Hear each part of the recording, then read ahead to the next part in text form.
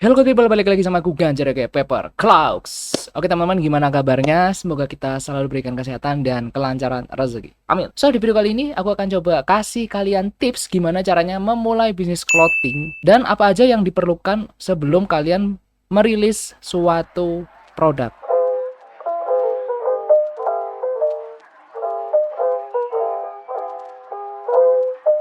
So teman-teman, mengingat banyaknya antusias dari anak-anak Gen Z atau anak-anak muda sekarang yang dimana mereka berlomba-lomba membuat suatu bisnis, yaitu bisnis clothing. Mungkin akan aku coba kasih tips buat kalian mungkin yang baru mau memulai, terutama di tahun ini. Apa aja yang perlu diperhatikan untuk yang di awal banget sebelum kalian merilis suatu brand atau produk. Dan menurutku dari sekian banyak konten, ini adalah salah satu pondasi buat teman-teman yang mau membangun bisnis clothing. Karena bisnis clothing itu nggak cuma sekedar kalian punya desain terus lempar ke vendor udah gitu. Ternyata masih banyak banget step-step atau banyak banget yang perlu diperhatikan, detail-detail kecil yang itu bisa berpengaruh terhadap bisnis kalian ke depannya. Oke, apa aja tipsnya? Langsung aja kita mulai di video kali ini. Oke, yang pertama, temukan niche market atau segmen pasar kalian mau dibawa kemana nih. Niche atau segmen pasar itu kalian harus punya banget di awal, karena itu bisa jadi yang membedakan bisnismu dengan para kompetitor atau pesaing kalian. Dan menurutku ini sangat penting banget dan fundamental banget untuk kalian membangun suatu bisnis, apapun bisnisnya sebenarnya. Mungkin kalian bisa fokus gitu ya, apakah kalian akan fokus di pakaian casual atau streetwear atau pakaian olahraga maybe, atau pakaian-pakaian yang formal. Nah, itu kalian harus punya niche yang pakem. Kenapa? Karena semakin kalian segmented terhadap niche kalian, akan semakin gampang kalian mengarahkan brand kalian atau bisnis kalian itu mau kemana ke depannya. Kalian bisa cari gitu ya target audiens kalian dengan jelas, kayak usia, jenis kelamin, atau lifestyle. Nah, itu kalian harus temukan sebelum kalian merilis suatu produk. Karena ketika kalian cuma hanya sekedar merilis produk, aku bisa menjamin 80-90% itu hanya euforia dari apa yang kalian lihat dari sosial media. Ya atau enggak?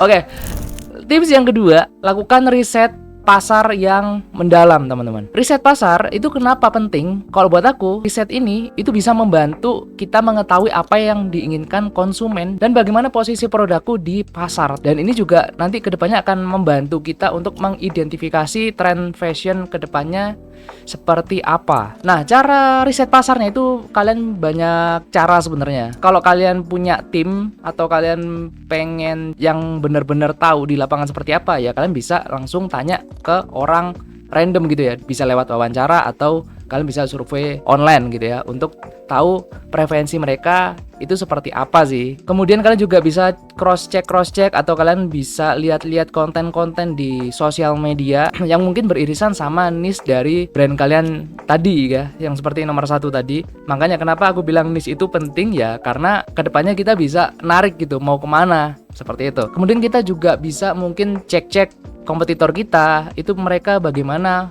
dalam menarik suatu pasarnya mereka. Nah, kalian bisa pakai sistem ATM, amati, tiru, modifikasi. Jadi kalian bisa belajar dari kompetitor, tapi kalian bisa mengeluarkan formula yang baru gitu.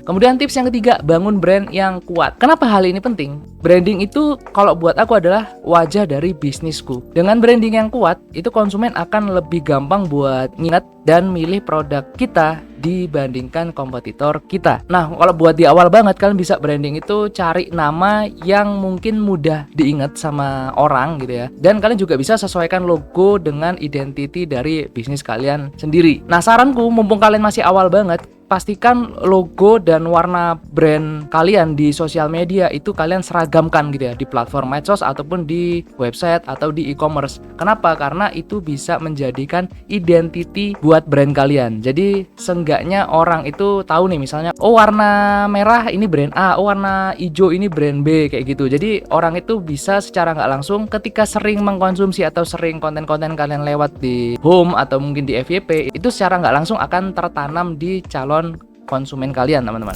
Kemudian yang keempat, tentukan model bisnis dan produksi. Jadi kalian untuk di awal ini, banyak kan orang atau mungkin anak-anak muda sekarang itu yang mereka itu pengen bisnis clothing tapi mereka juga pengen produksi.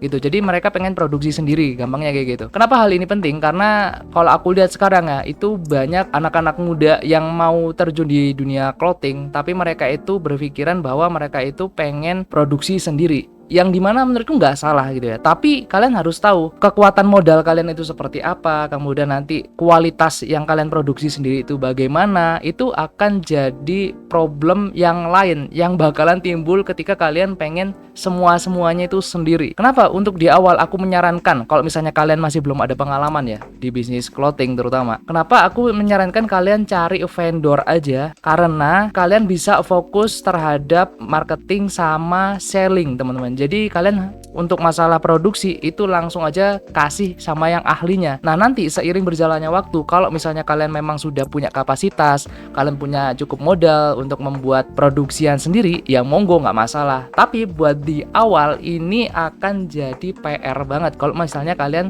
mencoba dari hulu ke hilir kalian sikat sendiri. Dan itu udah aku alamin banget dari tahun 2014 dulu. Yang dimana di tahun 2014 itu aku nggak langsung produksi sendiri, tapi aku mencoba mencari vendor, sekalian aku juga belajar bahan-bahan dan sablonan seperti apa. Dan di tahun 2018 akhirnya aku coba memberanikan diri untuk open produksi, yang dimana aku juga sekarang kondisinya sudah menerima orderan dari berbagai brand yang masuk gitu, selain brandku sendiri. Jadi intinya untuk di awal banget kalian bisa fokus nih untuk bikin desainnya yang menarik seperti apa, atau mungkin membuat produk yang menarik, dan kalian bisa fokus nanti ke marketing sama ke sellingnya. Jadi untuk masalah produksi itu kalian bisa serahkan ke vendor. Itu kalau menurutku. Nah, menurut kalian kayak gimana? Kalian bisa komen di bawah.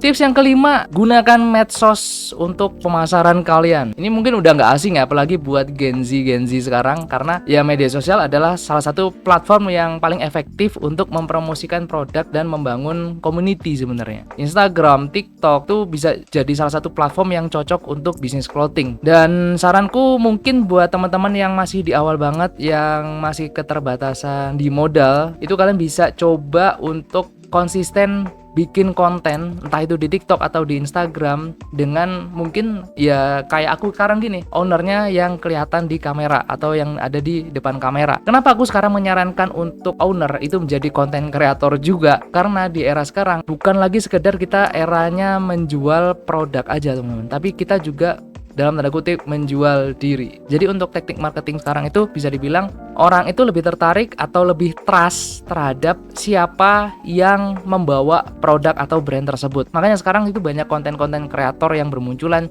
yang dimana mereka itu ternyata punya produk atau mungkin punya kelas bisnisnya. Dan menurutku itu salah satu cara kalau misalnya kalian masih minim banget modal untuk meng-cut budget buat mungkin endorse atau mungkin buat bayar orang jadi BA brand kita, itu akan sangat terbantu dengan adanya kita sebagai owner untuk keluar ngomong kayak gini, entah apapun kontennya, yang penting orang itu ada trust gitu ya. Nah, kalau misalnya kalian punya budget lebih gitu ya, kalian bisa mungkin sewa orang atau mungkin konten kreator atau mungkin influencer, kalian bayar untuk mungkin kolaborasi, atau mungkin kalian bisa minta direviewkan. Nah, itu kan kalau misalnya kalian punya modal atau punya duit lebih untuk di awal. Tapi kalau misalnya masih baru banget, saranku itu tadi. Jadi memulai bisnis clothing itu bisa dibilang membutuhkan persiapan yang matang teman-teman, terutama dalam hal riset pasar, branding, dan pemasaran kita untuk di awal. Dan ini juga mungkin jawabanku terhadap, aku sempat lihat konten di TikTok, kalau misalnya ada orang bilang itu bikin clothingan itu gampang, kalian cuma nyiapin desain terus kalian produksi udah.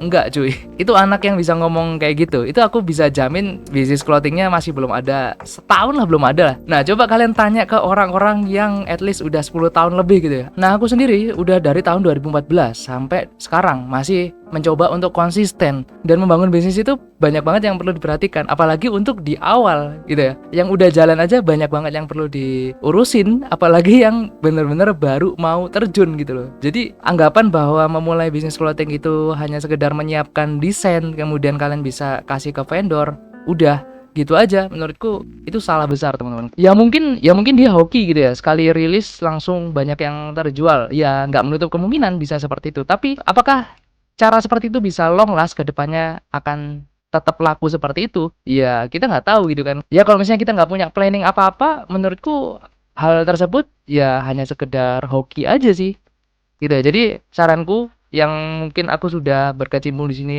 lumayan lama, itu tadi ya 5 tips yang bisa kalian pakai untuk memulai bisnis clothing. Dan semoga bermanfaat. Kalau misalnya kalian ada pertanyaan yang mungkin mengganjal atau mungkin perlu dijelaskan lagi, mungkin akan aku buatkan di next konten atau next video. Kalian bisa komen di bawah deh. So, kalau gitu thank you guys for watching. Jangan lupa untuk like, share, comment, and subscribe. Stay safe, stay strong, never give up, never cloud out. See you on next video.